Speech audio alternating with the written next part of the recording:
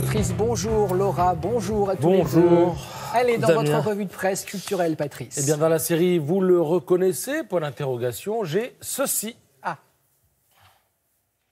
On dirait Einstein, mais... C'est Einstein. Mais ça va. la vraie question, c'est qui Bah, Parce voilà. qu'Einstein est mort On est en d'accord. 55. Oui. Ah bon? Mais oui, Ah bah, vous m'apprenez quelque chose. tout est relatif, on va en reparler.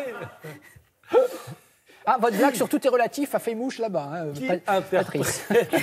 qui interprète Einstein? Il s'agit de, allez, je vous le donne, Michel Jonas. Waouh, Dans ah une- oui, maintenant qu'on le sait, Eh d'accord. oui, Ouais. eh oui. Michel Dans Jonas, il interprète donc Einstein dans une pièce Pièce. intitulée Le cas Edward Einstein. Pièce qui explore en quelque sorte une facette peu connue de la vie du scientifique, où il est question de sa relation avec son fils schizophrène, parce que il a passé, le fils, une grande partie de sa vie dans un institut en Europe, et le père, lui, en 1933, s'est exilé aux États-Unis, où il est mort en 1955, c'était un 18 avril, et il est resté 22 ans donc sans voir son fils. Il n'a pas vraiment non plus cherché à le voir. La pièce est à la Comédie des Champs-Élysées. Alors, je vous disais qu'elle explore une facette peu connue de la vie du personnage.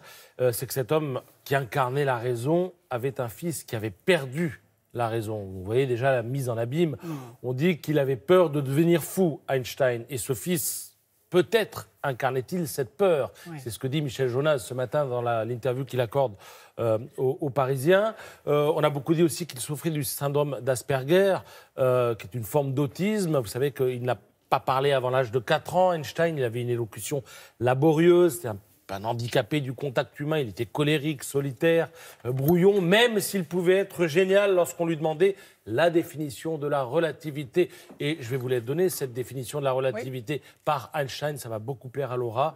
La relativité, Laura, asseyez-vous 1 heure près d'une fille, cela passe comme 1 minute. Asseyez-vous 1 minute sur un poêle brûlant, et cela passe comme 1 heure. C'est ça, la relativité, On a tout disait compris, hein. Einstein. Voilà. C'est Et le simple. mot de la fin, il est quand même pour Jonas dans l'interview. Qu'est-ce qu'il dit, Jonas? Il y a du blues dans Einstein. Ah bah oui, C'est oui. peut-être pour ça qu'il le joue Qu'il l'interprète, ouais. au théâtre. Alors, dans la série, vous les reconnaissez? Point d'interrogation. J'ai aussi ceci ce matin. On doit Dani reconnaître qu'à Alves. droite, moi je vois Kylian Mbappé. Ah non, si vous voyez, il était là, mais...